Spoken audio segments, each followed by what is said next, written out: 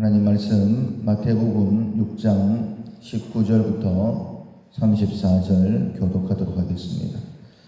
너희를 위하여 보물을 땅에 쌓아두지 말라. 거기는 좀과 동록이 해하며 도둑이 구멍을 뚫고 도둑질하느니라. 오직 너희를 위하여 보물을 하늘에 쌓아두라. 거기는 좀이나 동록이 해하지 못하며 도둑이 구멍을 뚫지도 못하고 도둑질도 못하느니라. 네 보물 있는 그곳에는 네 마음도 있느니라. 눈은 몸의 등불이니 그러므로 네 눈이 성하며 온 몸이 밝을 것이요 눈이 나쁘면 온 몸이 어두울 것이니 그러므로 네게 있는 빛이 어두우면 그 어둠이 얼마나 더하겠느냐. 한 사람이 두 주인을 섬기지 못할 것이니 혹 이를 미워하고 저를 사랑하거나 혹 이를 중히 여기고 저를 경히 여김이라. 너희가 하나님과 재물을 겸하여 섬기지 못하느니라. 그러므로 내가 너희에게 이르노니 목숨을 위하여 무엇을 먹을까 무엇을 마실까 몸을 위하여 무엇을 입을까 염려하지 말라. 목숨이 음식보다 중하지 아니하며 몸이 의복보다 중하지 아니하냐. 공중의 새를 보라. 심지도 않고 거두지도 않고 창고에 모아들이지도 아니하되 너희 하늘 아버지께서 기르시나니 너희는 이것들보다 귀하지 아니하냐. 너희 중에 누가 염려함으로 그 키를 한 자라도 더할 수 있겠느냐. 또 너희가 어찌 의복을 위하여 염려하느냐. 들의 백합화가 어떻게 자라는가 생각하여 보라. 수고도 아니하고 길쌈도 아니하느니라. 그러나 내가 너희에게 말하노니 솔로몬의 모든 영광으로도 입은 것이 이 꽃 하나만 갖지 못하였느니라. 오늘 입다가 내일 아궁이에 던져지는 들풀도 하나님이 이렇게 입히시거든 하물며 너희일까 보냐. 믿음이 작은 자들아. 그러므로 염려하여 이르기를 무엇을 먹을까 무엇을 마실까 무엇을 입을까 하지 말라. 이는 다 이방인들이 구하는 것이라. 너희 하늘 아버지께서 이 모든 것이 너희에게 있어야 할 줄을 아시느니라. 그런즉 너희는 먼저 그의 나라와 그의 의를 구하라. 그리하면 이 모든 것을 너희에게 더하시리라. 그러므로 내일 일을 위하여 염려하지 말라. 내일 일은 내일이 염려할 것이요 한 날의 괴로움은 그 날로 족하니라. 아멘. 하나님의 뜻을 생각한다라는 제목으로 함께 은혜를 나누겠습니다. 창의력을 훈련하고 있습니다. 새롭고 뛰어난 생각을 해내는 능력입니다. 생각이 바뀌면 모든 것이 바뀝니다. 그래서 하나님의 관점에서 생각을 해야 됩니다. 하나님의 관점은 모든 것을 합력하여 선을 이루시는 아들을 주시면서 우리에게 모든 것을 주시는 것이 하나님이시죠. 그 사랑의 하나님, 신실하신 하나님, 선하신 하나님 관점에서 우리의 삶을 봐야 됩니다. 그래서 위기도 기회로 생각을 해야 되고 어려움을 만나게 되면 계속적으로 도전해야 됩니다. 뿐만 아니라 더 적극적으로 선한 일을 하려고 노력을 해야 됩니다. 어제까지 이렇게 훈련을 했고 오늘부터는 하나님의 뜻을 생각하는 훈련입니다. 모든 것을 통하여서 하나님의 뜻은 뭘까? 하나님께서 나를 이렇게 사랑하시고 나를 인도하시는데 하나님의 뜻은 뭘까? 하나님의 뜻을 여러 가지로 말할 수 있겠죠. 오늘 본문을 통해서는 먼저 그의 나라와 그의 의를 구하는 것이 하나님의 뜻입니다. 먼저 그의 나라와 그의 의를 구하면 이 모든 것이 더해지는 하나님을 더 깊이 경험할 수 있게 됩니다.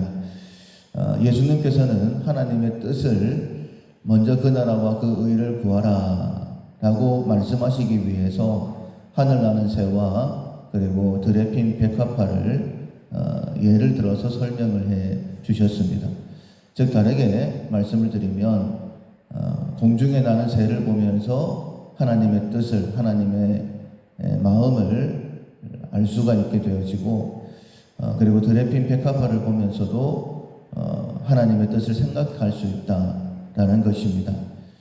우리는 보통 먹을 것, 마실 것, 입을 것에 대한 염려에 붙들려 있습니다. 창고에서 곳간에서 인심이 난다고 곳간이 풍성하면 우리의 마음도 넓어지는 것이죠. 그런데 우리가 왜 인색하느냐? 마음이 넓어지지 못하기 때문에 그것이 곳간 때문은 아닙니다. 만약에 우리가 곳간이 비어있다 할지라도 콩 한 조각도 나누어 먹을 수 있다라고 우리의 마음이 바뀌게 되어지면 함께 나눌 수 있는 것이죠. 그래서 먹을 것, 마실 것, 입을 것에 대한 염려에 붙들려 있기 때문에 하나님의 백성답게 살아가지 못한다. 이렇게 우리에게 말씀해 주시고 계시는 것이죠. 많은 사람들이 재물을 추구를 합니다. 뭐니 해도 돈이다 이렇게 이야기를 많이 하죠. 만약에 재물에 돈에 우리의 관심이 있으면 우리는 결코 하나님의 백성답게 살아갈 수가 없습니다. 그래서 먼저는 말씀을 이렇게 시작하시죠. 네 보물을 창고에 쌓아두지 마라. 거기에는 조매나 동록 그리고 도둑이 있다. 너희 보물을 하늘에 쌓아두라. 이렇게 말씀을 하십니다. 만약에 우리가 재물에 우리의 마음이 있다라고 한다면 마치 눈이 어두운 것처럼 이 땅에서 밝은 삶을 살아갈 수가 없습니다. 그리고 이렇게까지 말씀을 하시죠. 24절에 보면 한 사람이 두 주인을 섬기지 못할 것이니 혹 이를 미워하고 저를 사랑하거나 혹 이를 중히 여기고 저를 경히 여김이라 너희가 하나님과 재물을 겸하여 섬길 수 없느니라. 만약에 우리가 재물에 관심을 가진다라고 한다면 눈이 어두운 사람처럼 결코 하나님의 뜻을 생각해낼 수 없다. 이렇게 말씀하시는 것입니다.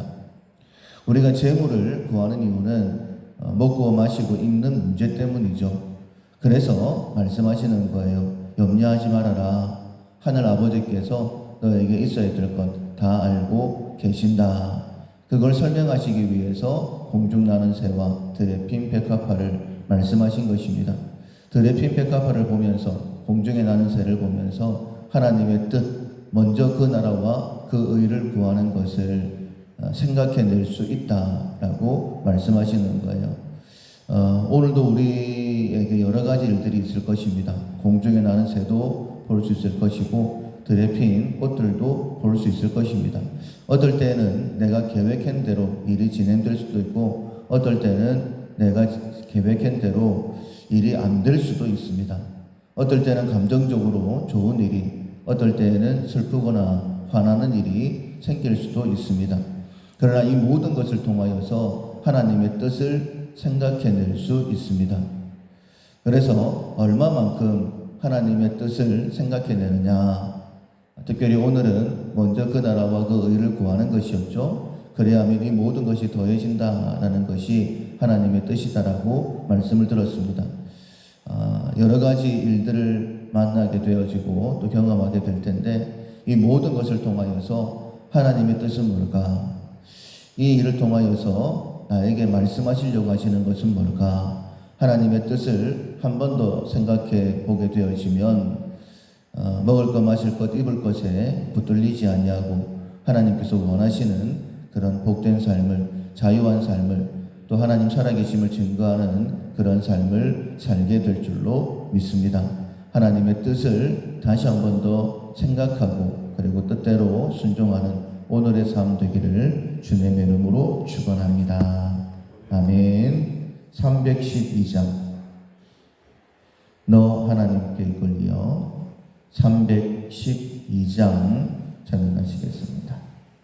너 하나님께 이끌리어 일평생 주만 바라면 너 어려울 때 힘 주시고 언제나 지켜주시리.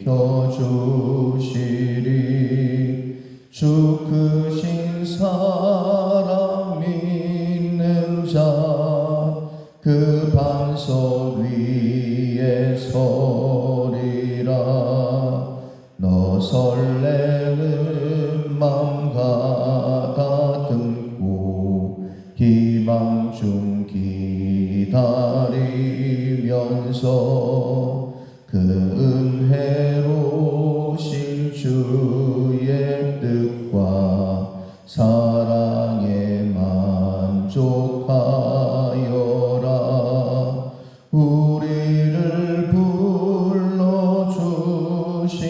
주 마음에 소원하신다.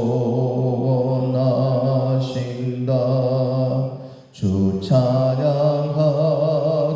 기도하며 내 본분 힘써 다하라. 주 약속하신 모든 은혜 내게서 이루어지리라. 참되고